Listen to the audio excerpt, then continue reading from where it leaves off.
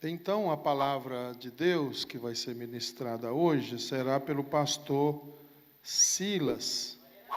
E na próxima oportunidade eu quero trazer aqui esse estudo chamado Ber Lahai, o Deus que ouve e que tudo vê. Amém? Vamos ouvir a palavra de Deus pelo pastor Silas.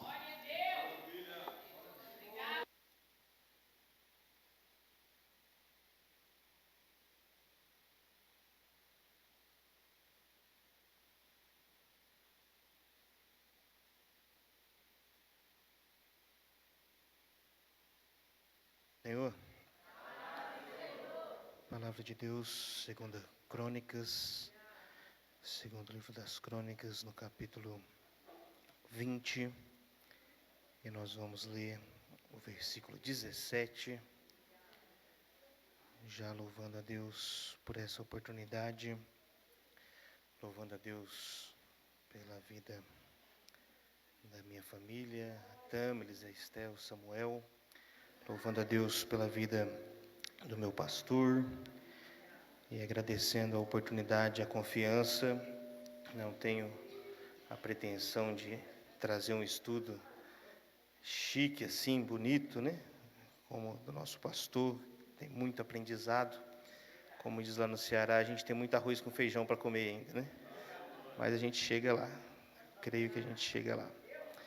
Sim, do livro das Crônicas, no capítulo 19, capítulo 20, perdão, versículo 17, uma passagem bem conhecida de todos nós. Eu gostaria de, à luz desta palavra, mencionar, alguns ensinamentos, aprendizado que esse texto nos traz. Olha lá. 2 Crônicas 20 e o 17, maravilha. Vamos ler todos juntos? No 2. 1, 2. Neste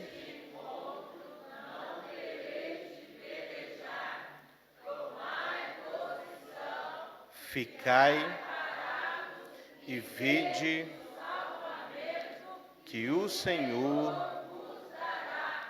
ó Judá, não temais,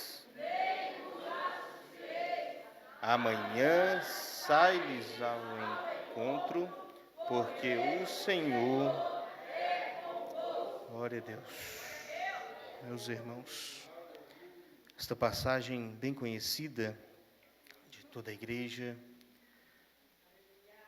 quando o rei Josafá, quarto rei de Judá, ele assume o reinado após o falecimento do seu pai Asa.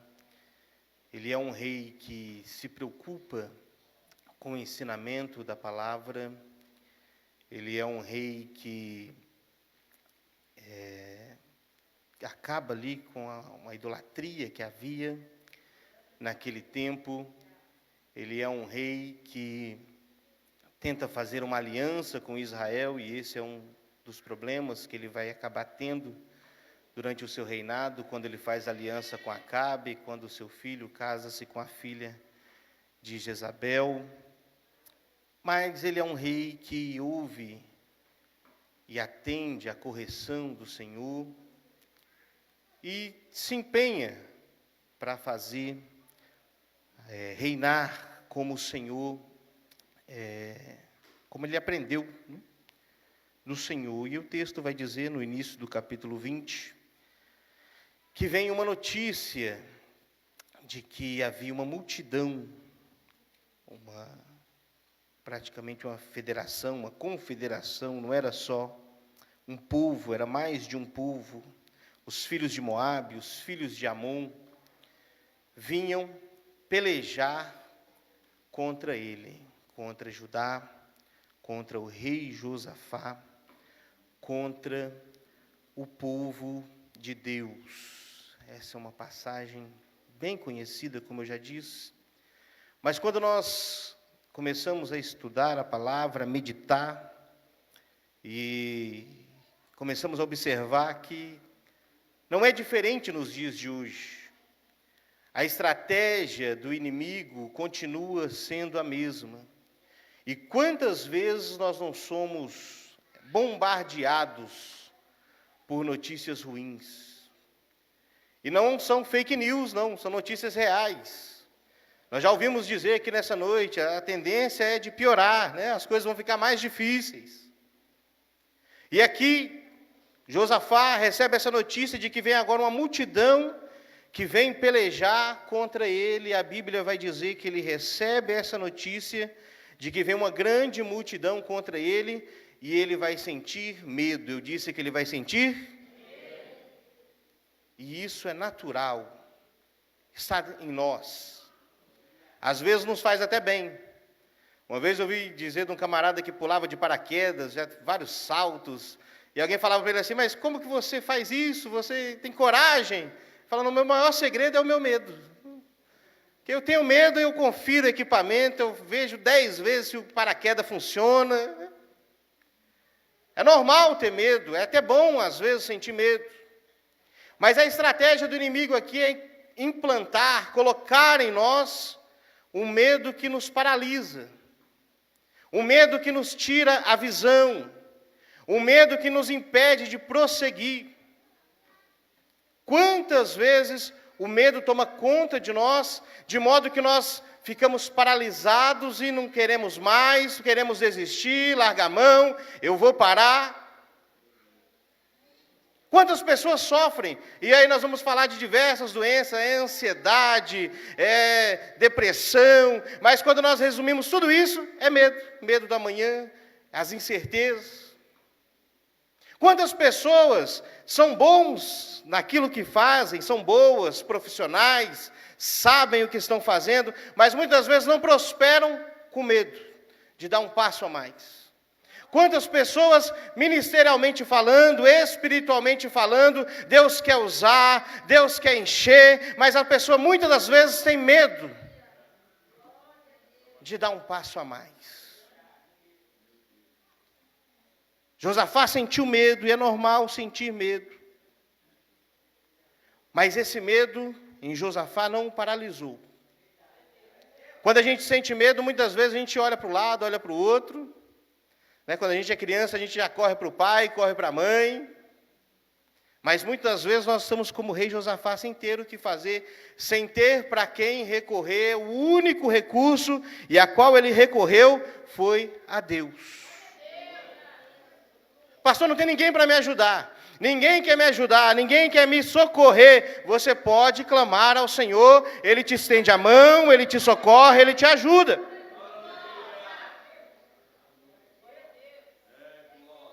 E aqui o segredo.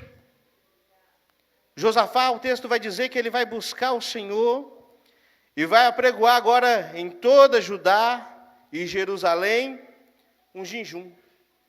Coisa boa, né? Falei, que benção que é o jejum. Domingo na escola dominical nós aprendemos aqui como que é o jejum, viu, irmão? Como é o jejum, como é o propósito. Como que é, pastor? Não sei, irmão. Agora você vai ter que vir na escola dominical.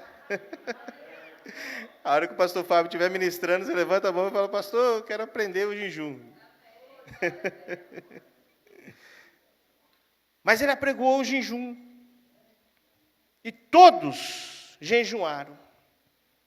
O texto vai dizer que até as crianças e as crianças de colo. Eu fico pensando comigo, a hora que eu li isso daqui, eu li e reli, eu falei, Senhor, meu Deus. As crianças jejuando, as crianças de colo jejuando. Eu fiquei pensando, meu Deus, eu não sei se eu consigo colocar isso aí, o Samuel, para jejuar, não. Mas o desespero, aqui é uma questão de sobrevivência. Isso nos leva a medidas extremas. E eu entendi. O que eu e você nós somos capazes de fazer pela nossa família. Por aquilo que o Senhor nos deu. Será que nós podemos ir ao extremo como Josafá foi? Nós vamos aqui instalar um jejum agora. Enquanto Deus não falar conosco, não vamos jejuar, nós vamos buscar Deus. Muitas vezes nós queremos ouvir Deus falar conosco e, Senhor, fala comigo, Pai. E não faz uma oração, não faz um jejum. Ei, tem um caminho. Josafá consagrou a sua vida, consagrou aquele povo inteiro ao Senhor, e aí ele vai buscar o Senhor em oração. Não tem outro modo. Ele vai buscar o Senhor em oração, e ele vai clamar a Deus, lembrando-se. E aí é bom quando a gente passa por prova que o Senhor nos permite isso. Lembrando-se das promessas que o Senhor fez. Quantas vezes nós nos esquecemos das promessas que o Senhor fez? Mas aquele que nos prometeu é fiel e ele vai cumprir as suas promessas. Passe o tempo que passar. Josafá vai dizer, Senhor, mas foi o Senhor que prometeu. Lembra-te de Abraão, teu amigo. E ele vai dizer, e a ti clamaremos a ti na nossa angústia, e tu nos ouvirás e nos livrarás. Clamaremos a ti na nossa angústia, e tu nos ouvirás e livrarás. O Senhor é aquele que nos ouve, mesmo no dia da angústia. Sabe aquele dia que você está sozinho, não tem ninguém para conversar, não tem ninguém quer te ouvir? A gente fica até chato, né? Tanta angústia. Mas o Senhor, quando nós clamamos, Ele nos ouve e nos livra. Interessante que o Senhor, através do profeta, servo do Senhor ali, ele vai responder a oração de Josafá. E quando eu medito sobre isso também, o Senhor sempre responde a nossa oração. Sempre. Se você clamar, Senhor, fala comigo, eu preciso de uma direção, eu preciso saber qual caminho eu devo seguir, eu preciso, ó Pai, que o Senhor me ajude, o Senhor sempre vai responder a tua oração, às vezes pode ser um pouco mais rápido, um pouco mais demorado, mas o Senhor sempre responde a nossa oração. Mas quando eu oro ao Senhor pedindo uma resposta, eu sempre digo, Senhor, eu preciso estar preparado para receber a resposta do Senhor. Porque muitas vezes nós queremos ouvir a voz do Senhor, queremos ouvir Deus falar conosco, nós queremos uma resposta da parte de Deus, mas será que nós estamos prontos para receber? A Bíblia diz que o apóstolo Paulo clamou ao Senhor um dia, Senhor, o espinho na carne. Vamos entrar no mérito. Talvez ele orou com a fé, o Senhor vai me livrar desse mal e eu vou vencer. Mas o Senhor disse para ele, Paulo, a minha graça te basta. Será que nós estamos prontos para receber a resposta do Senhor? E a resposta do Senhor para Josafá, ele disse lá, ouvidos, do verso 15, todos vós, todo Judá, vós moradores de Jerusalém, não temais, não vos assustais essa grande multidão. E aí, racionalmente, né? É Deus que está falando. Mas eu não vou temer, não vou me assustar. É uma multidão que está vindo pelejar contra Josafá e o povo de Judá. E essa é a resposta do Senhor. O verso 16, amanhã descereis contra eles na ladeira, encontrarei eles no vale, diante do deserto de Jeruel. O 17 que nós lemos. O texto que nós lemos diz neste encontro. Faz até mais sentido, porque não teve luta, né? O Judá não guerreou. Mas o texto da minha tradução, João Ferreira Almeida, nesta peleja não tereis de pelejar. E aí você está diante de um povo que vem guerrear contra você, vem tirar a sua vida, tirar tudo que é seu, sua família, seus projetos, acabou tudo. E o Senhor fala assim, não vai precisar pelejar. Parai, está em pé. E vede a salvação do Senhor para convosco, Judá e Jerusalém. Não temais, nem assusteis, sai-lhe ao encontro, porque o Senhor é convosco. Aí os irmãos que assim como eu já assistiu algum filme de guerra, Já viu aquelas guerras antigas? Meu Deus do céu, eu falo, esses homens tinham muita coragem.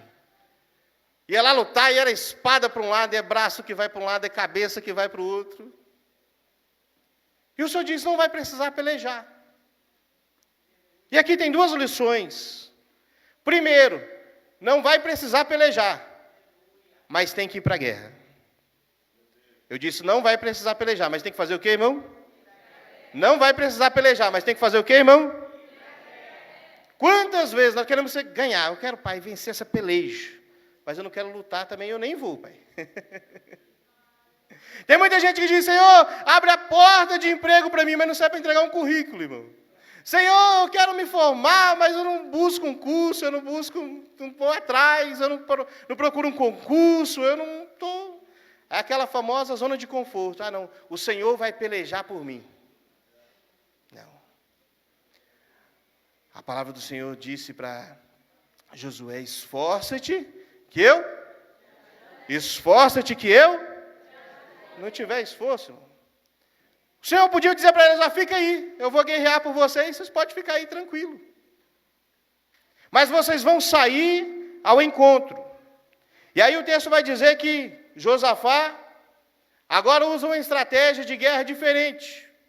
Não coloca, como nós já vimos em algumas guerras, né? Alguém coloca lá o pessoal com escudo na frente, porque vai ser atacado. Aí outros, não, vai com o pessoal com arco e flecha, que é para atacar flecha no soldado que vai vir de frente. Não. Agora Josafá, a estratégia dele, nós conhecemos, é colocar diante do povo os levitas. O texto diz que à frente vai os levitas. Verso 20, pela manhã cedo se levantaram e saíram ao deserto, e saindo ele, pôs Josafá e disse, ouve-me, ó Judá e vós moradores de Jerusalém. E aqui está o segredo. Crede no Senhor vosso Deus, e estareis seguros. Crede nos seus profetas, e prosperareis. Crede no Senhor vosso Deus, e estareis. Crede nos seus profetas, e Josafá era o rei. Ele podia em algum momento dizer assim, olha, mas esse profeta aí está maluco. Como que Deus diz que eu vou ganhar a peleja e eu não vou ter que lutar? Como que Deus diz que eu posso ficar tranquilo, mas meu povo está aqui, vai ser atacado, a multidão está vindo. Mas o segredo está em crer no Senhor e crer no profeta. Às vezes a gente, irmão, tem um jargão, um ditado popular, que diz assim que tem gente que quer ensinar o padre a rezar a missa, né? Já viu isso? Eu nunca vi ninguém chegar lá na catedral e dizer assim, ô padre, o senhor está rezando a missa errada aí. Tem que mudar o jeito da missa. Mas tem crente que parece que às vezes tem esse problema, né? Ah, mas será que o que o pastor está dizendo vai dar certo? Será que o que o pastor está fazendo vai dar certo? Você quer prosperar, irmão? Segue o que o homem de Deus fala.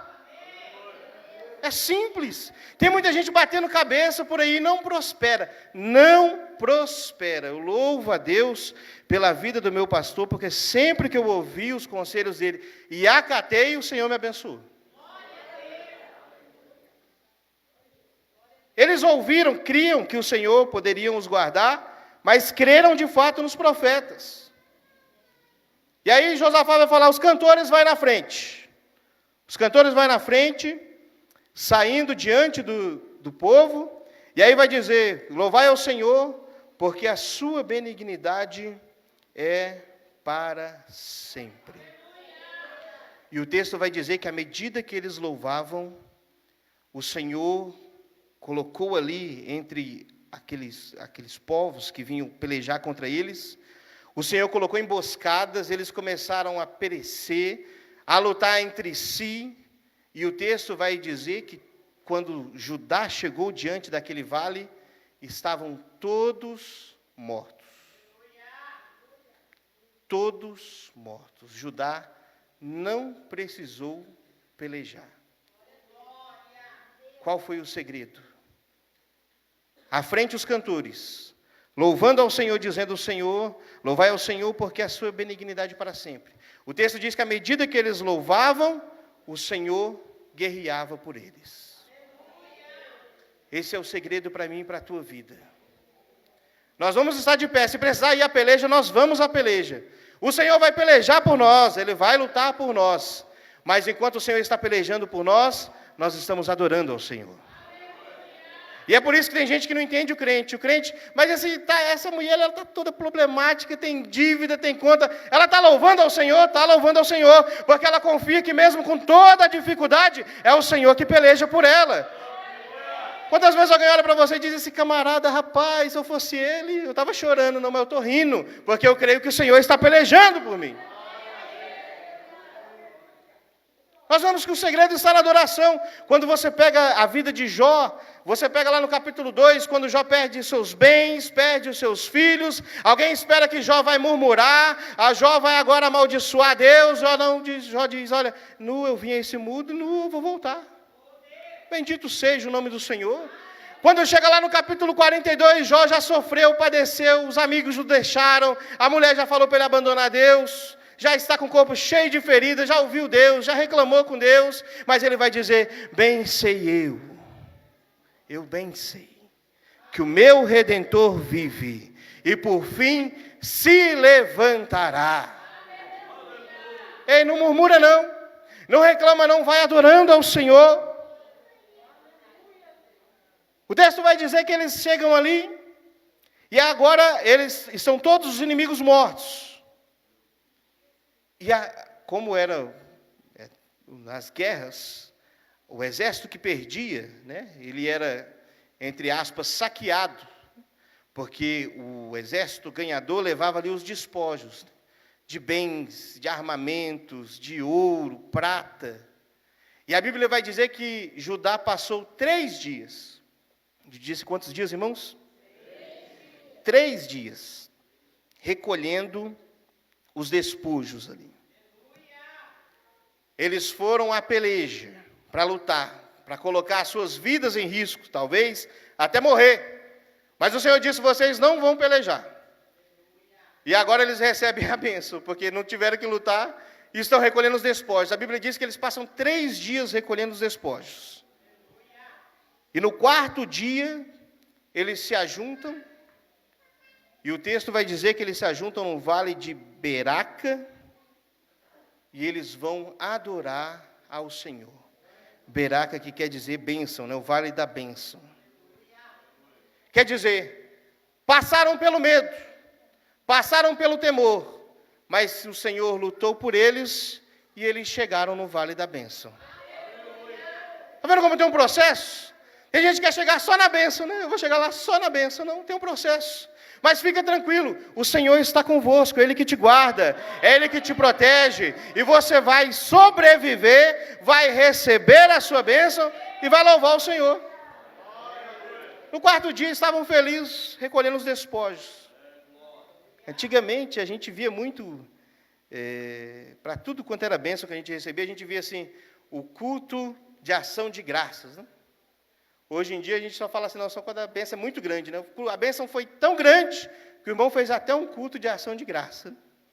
Mas se você crê, eu não sei qual é a peleja, a prova, a tribulação que você está passando, mas assim como eles no 4º dia fizeram culto aqui, adorando ao Senhor no Vale da Bênção, pode marcar o culto de ação de graça, porque se você crê, o Senhor vai pelejar por você. E o texto vai dizer que agora houve um grande temor.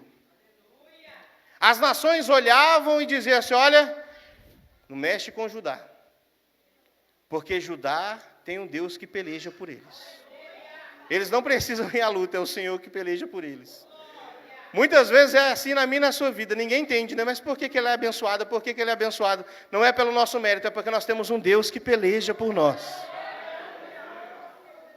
E eu te convido a se colocar de pé nessa noite.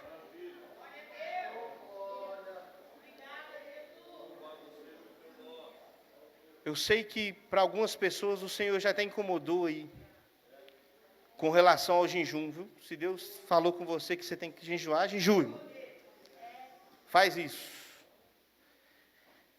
Mas se você tem passado por essa provação do temor, do medo, que tem te paralisado. O apóstolo Pedro disse, no final da primeira epístola, ele disse que nós devemos nos humilhar diante da potente mão do Senhor, para que no seu tempo Ele nos exalte, lançando sobre Ele todas as nossas ansiedades. Coloca aos pés do Senhor hoje essa luta, essa provação, esse medo, e o Senhor vai pelejar por você, e você vai cantar o hino da vitória, eu creio. Curva a sua cabeça, bendito, soberano, eterno Deus de Israel, Pai, eu te louvo, Senhor.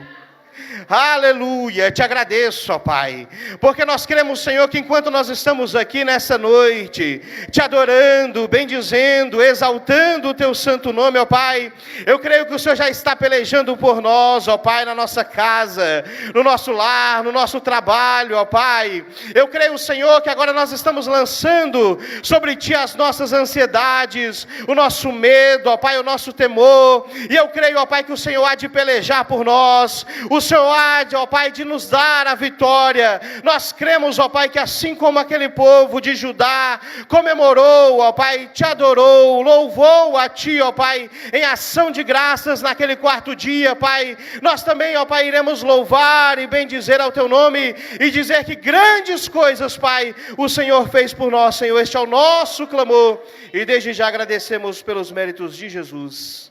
Amém.